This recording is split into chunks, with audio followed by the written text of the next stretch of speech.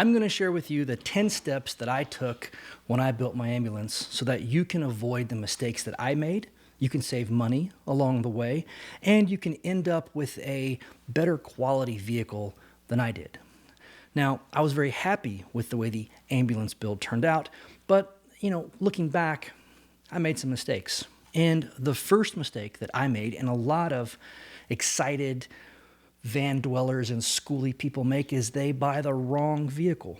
So before this adventure ever starts, sit down with yourself or your partner and ask, what are our goals? Are we going to be, off-roading? Are we going to be living in this full time? How much space do we need? How much room do we need? And then that will dictate the size of vehicle that you purchase. I like the ambulance, the size of it. The back cab was 12 feet long and 8 feet tall, or 8 feet wide, excuse me. And that was good for me, being single at the time. I wanted to be able to drive my rig anywhere and park in a normal parking spot, say a grocery store, to go in and get groceries. And so I purchased an older ambulance than I should have, because money was tight. And so that ambulance came with some problems. One, the motor was a naturally aspirated, so non-turbocharged, international diesel V8. I'm not a fan of V8 diesels. I like an inline six, and I'm not a fan of naturally aspirated diesels. They're just kind of gutless. So fully loaded, my ambulance would barely do 40 up a hill, and it would barely do 70 on the highway. So with that in mind, the number one tip I can give you, and this is probably the most important tip out of any of the stuff I'm going to talk about, is choose your vehicle wisely. Look at it like a long-term relationship or a marriage. When you purchase a vehicle, you are marrying all of its problems, all of its issues, and especially if you're going to spend the next 100 to 200 hours and thousands of dollars of your hard-earned money building your life inside this vehicle. Vehicle selection is key. So once you've decided on the size you want to go with, whether it's a school bus, an ambulance, or a van, learn as much as you can about what engine and transmission are the best. What gears in the rear end, the differential, do these vehicles come with? How fast can they go on the interstate? How much weight can you put in them? Because let me tell you, another mistake that I made was I overloaded my ambulance. Gross vehicle weight for my ambulance was 10,500 pounds. That's what it was rated from the factory. I put 10,400 pounds of cabinetry, gear, water, diesel, everything in it. It was fully loaded. It was right at the limit, which that's legal and that's okay, but it just made everything slower, have to work harder. I had to put airbags in the suspension to raise the suspension because it was sort of like leaning in the back, had a gangster lean on it. So yeah, tip number one, do as much research and spend as much money as you can in the beginning to get a good vehicle, because that's the foundation for everything. If you jump on the first sort of, oh, I love this, I'm going to buy it, if you let your emotions get away with you and you buy something because you love it and it's not the best choice, a year or two down the road, once that love is gone, you're going to sort of regret the decision. I've heard it many times, so that's the first mistake to avoid.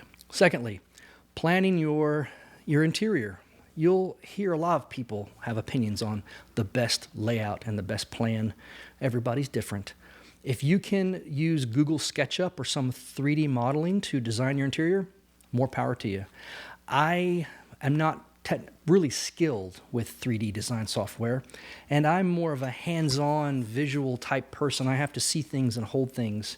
So a really good tip is go to a big box store, Lowe's, Home Depot, Walmart, and ask them if they would save you some refrigerator boxes or some large cardboard boxes. And you can get a cheap roll of tape, and the boxes are usually free, and you can build fake walls and fake cabinets and fake countertops inside your vehicle once you get it, and you can sort of roughly plan out what you want to do. While I was demolishing the interior of my ambulance, I did that for over a month. I put up fake cabinets, fake countertops. I had a piece of plywood or a piece of foam that I was using for a countertop, and I sort of just like sat in the space, and I moved my bathroom around 3 or 4 times trying to figure out what would work and what wasn't going to work. So that's a really good tip. Cardboard CAD is what I call it, and it works really well. So take your time, plan your layout. My wife and I are buying a bus, and we're going to do a build out in the bus, and I can guarantee you I'm going to get some boxes and some pieces of foam, and we're going to put together sort of a fake interior and just walk around and feel, how does this feel? Do I like this wall here? Do I like these cabinets here? Is this where I want the kitchen to be? You know, that kind of stuff. The next tip is demolish your interior. Take it all out. I know when you buy an ambulance and it's got all those nice cabinets and it's got this nice bench and all this stuff in it, you think, hey, why would I move all this good stuff and I can just throw a bed in, hang my TV, whatever, and go from there? And yeah, you can do that in the beginning if you like really crunched for time, or if you need a space like right now, yeah, you can do that. You can rough it. But behind all that nice interior, in most ambulances and vans, there's very little to no insulation. And if you want your rig to be sustainable and comfortable, you need to insulate it. And plus, you want to clean it because it might be 10, 15, 20, 30 years old, and there's so much dust, debris, and God knows what in that vehicle. Rip it out, clean it out. That way you know what you're working with. And if you sell the interior bits and pieces, you might be able to make some money back for the rest of your build. So it's worth the elbow grease and the sweat to demolish your interior. And then you can really get a good idea of the space, and you're not constrained by what the previous use of the vehicle was, you know. The next tip is go ahead and decide on your appliances. Decide now what fridge, what freezer, what oven, stove. Are you going to do an Instapot? Are you going to do a little convection oven, a toaster oven? What are you going to do? Because that will dictate your cabinets. It'll dictate where things go. And if you can afford it now, go ahead and buy your appliances. And if you can't, I get that. Plan on what you're going to buy. Go online and look at the specs of that appliance. Look at the dimensions, and then plan for a cabinet space or wall space or whatever for that appliance. Like if you're going to do a pull-out drawer like I had in the ambulance and put a fridge freezer in there, you can go ahead and build the drawer for the dimensions of that fridge freezer if you can't afford it in the beginning, and then save up and say, I'm going to pull the trigger, buy it on a Black Friday sale, and now you've got a space to put it. So a little forethought goes a long way, a little planning, you know. And then also, if you're going to buy your appliances, what kind of power do they need? Are you going to be boondocking with batteries? Are you going to do solar?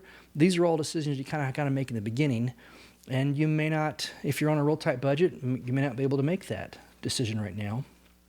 If you want solar, you could go ahead and run wires. Wires are fairly affordable, with the knowledge that later when I have a little more money, I'll put panels on the roof, but at least I ran solar wires down from the roof, so it's already up there. I've already got my roof penetration. I've already got my gland nuts, everything all sealed up. The next thing is windows. I've had really good luck with buying used RV windows off of eBay.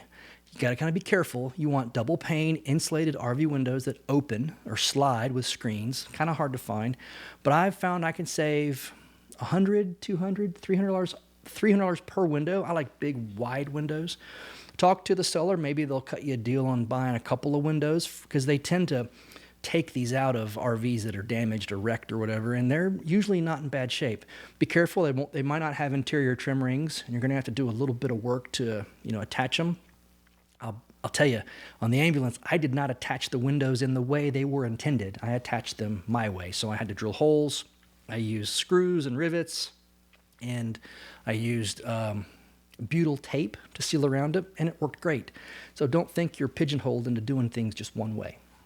And the next decision is insulation. Now, you're going to have a lot of passionate camps about insulation. You're going to have people in the wool camp, people in the fiberglass and rock wool, and then people in the spray foam camp. And there's benefits to all of that. I did rock wool insulation in the ambulance because it's fire retardant. I didn't want to have a fire, and it's fairly moisture resistant. But I've learned a lot in the last 4 or 5 years, and now I would do spray foam, because it's a moisture barrier. And when you're in a closed space and it's cold outside and you're breathing out all this moisture in your breath, it can collect in the walls and collect over time. And there's nothing worse than having this beautiful build that you spent a lot of time on, a lot of money on, and now you've got mold behind your walls, and you're sick, and your dog or your cat is sick, and you have to gut it, and it's heartbreaking. And I don't want you to have to experience that. So spray foam is probably the best bet because it's a moisture barrier, and it won't allow your breath to touch the cold outer part of the vehicle. Once you have your spray foam up, well, I need to take a step back. You can wire or plumb before the spray foam or after the spray foam, but probably before is your best bet. So before you insulate, you're going to want to decide on where your wiring and plumbing is going to go, and that comes down to what appliance is, of course, where your bathroom is. Now, if you don't know, and we're trying to build something you can grow into. If you don't know or you don't have the money, you can do what's called a wire chase. Now, a wire chase is either a board that you take down that runs the entire length of your rig, and you can run wires from front to back in this wire chase at any point in time. Some people put them in the floor. I had mine behind a set of cabinets on the driver's side of the ambulance. It ran the full length of the vehicle from the front to the back, and you'd open the cabinets, and there's a board way back in the corner. You could pull that board out, and you could run wires all the way from the front to the back of the ambulance. Now, you'd have a hard time dropping wires down the wall, but I could at least get power to the back if I wanted to run something back there. So a wire chase isn't a bad idea. That's a cheap little plant thing that you can do that you can grow later, Yeah. So planning, that's the biggest part of all this.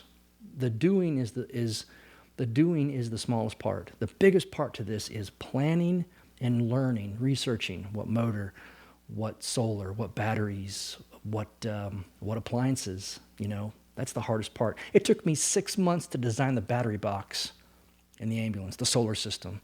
I had to learn. I didn't know what a solar charge controller was. I didn't know how to size that to my solar grid up top, my solar array. I didn't know how to do any of that.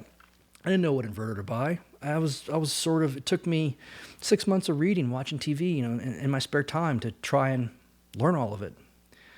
So yeah, you can do it. I believe it. It takes time. So you've done your plumbing, your insulation, cabinets. Get out there and build your cabinets. The mistake I made on the ambulance was I built too heavy. I did three-quarter inch oak plywood. Beautiful cabinet grade plywood. Loved it. Very, very heavy. So the weight of the ambulance was right to the limit. So it was very, very heavy. I'd recommend building as light as humanly possible. Half inch, maybe three-quarter Baltic birch, just something not quite as heavy as oak plywood. So keep weight in your mind for every decision.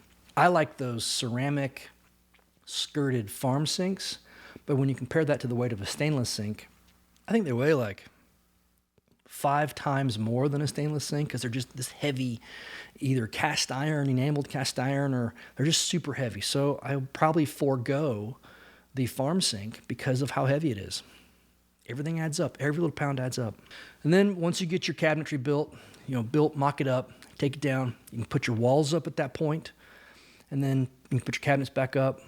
Paint, if you're going to paint, you can paint your cabinets outside, you can paint it inside, but I would wait to do my flooring and my ceiling until I painted everything. And once I had my paint done, then I would do my ceiling, and then the last thing I would do is my floor. You can do your floor too early, like if you're doing a snap together, like solid floor, solid composite floor, you'll get paint on it, and you'll drag furniture across it, and you'll ruin it. So last thing would be your floor. It's very difficult when you're trying to build this under a time crunch. I had to move into my ambulance. I didn't have water. I barely had power. I didn't have heat or air. So I was taking a bath in a bowl. I would stand up and I would sort of bathe in a bowl of water.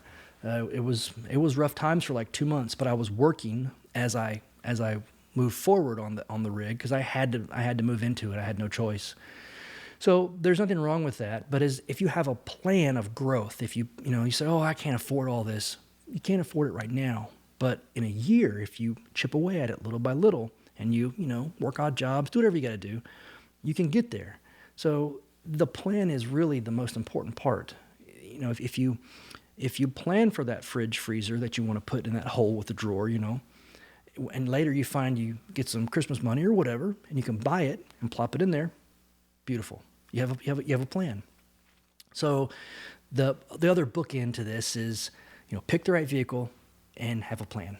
Everything else in the middle, you can figure it out. And we're building a bus right out here. We will be. And I'm going to be documenting the whole thing. And if you like the ambulance field, there's a full video posted about that. I'm offering assistance. If you want to talk to me about what I did, ask questions, I'll do a question and answer session. I'm probably going to do some live streams. So yeah, hit me up if you have any questions. I'm willing to help.